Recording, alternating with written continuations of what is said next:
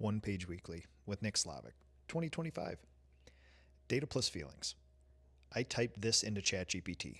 Tell me about 2025. And it did. AI summarized 2025 as the year of get serious and smarter. Less of what's possible, more of what works. Fewer moonshots, more substance. Margin discipline. And my favorite summation, growth became quieter and more substantial. All of this was about the general economy, but my experience was not different. Here's my year in reflection, having sat with the data and feelings for many silent days on retreat and in the Spear House over the last few weeks. Physical. I lost 20 pounds. In 4 months, I went from not passing the Army PT test to maxing out my age group and scoring in the 90th percentile for an 18-year-old. I limited my chemical consumption systematically. I tracked every calorie every day for more than a year without missing. I cut 20% off my 58-pound ruck march time. I towed the line daily for 2 accountability partners with all of this. Mental. I was rock solid with performance coaching meetings. Always fully prepped, always open to deep learning and brutality. I tried to win therapy, did not, but squeezed as much as a human could from it. I started being present with my family. So much so, I didn't realize it until way after the fact. I trained myself to sleep until 5:30 a.m. and #WFH work from home on Fridays. I understand myself better after all the work I did on myself this year.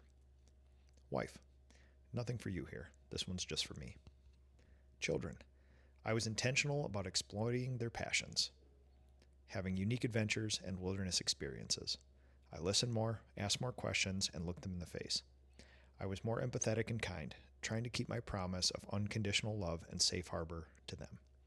We did marvelous family vacations. I golfed, fished, hunted, and did land management with them. Estate. I planted 1,500 trees and bushes around the #Slavik farm with my family this spring, living up to my promise of planting trees under which I will not sit, but my kids and their kids will, both metaphorically and physically. The wildflowers, trees, animals, creek, and pond are all tangible realizations of this promise to my family. I forfeited my war room, put up pink stripe wallpaper, got some funky couches, and turned the space over to my kids and their friends. Awesome decision. And also a metaphor for disconnecting my own self-worth and purpose from my businesses. Friends. I stayed in regular contact with 6 families intentionally this year. I wanted to replicate the constant style of communication that my 91-year-old Nana does with her acquaintances. Internet connections became friends. Friends became confidants. Vacations together ensued, and relationships deepened. Work. The painting company grew 10% with less people than the year before. I created deep enterprise value.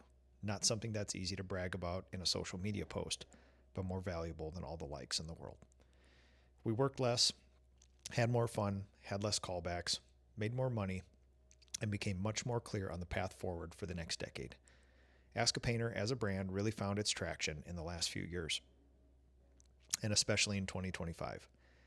More events, more meaningful retreats, a humbling amount of views, comments, and additional followers, but even more importantly, I received hundreds and hundreds of emails from my peers. Deep discussions about everything were had, and so much was learned. My real estate holdings company, Nightingale Holdings, enjoyed a year of operation. Nothing crazy until December, when the opportunity of a lifetime dropped in my lap. More to follow in the new year. Volunteer.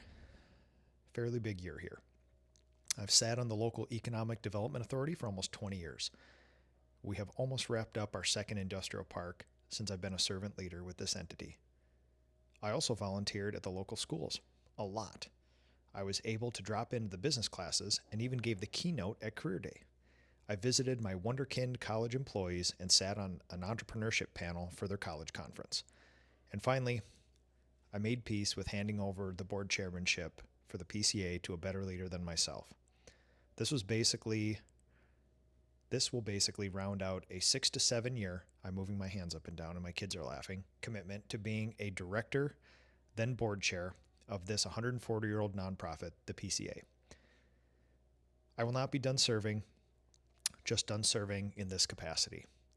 I've had my head down so long operating in that position, I almost didn't take stock and realize what a special privilege it was to lead in that capacity and to have some influence in the strategy and vision of this entity. In summary, 2025 was a year of maturity, professionalism, the beginnings of truth and honesty, and of assuming more of a 1.1x lifestyle. I'm grateful for the year and its learnings, and for being able to share it with all of you. Here's to 2026, wishing myself a year of brutality, learning, and 1.1x progress. This has been One Page Weekly with Nick Slavik.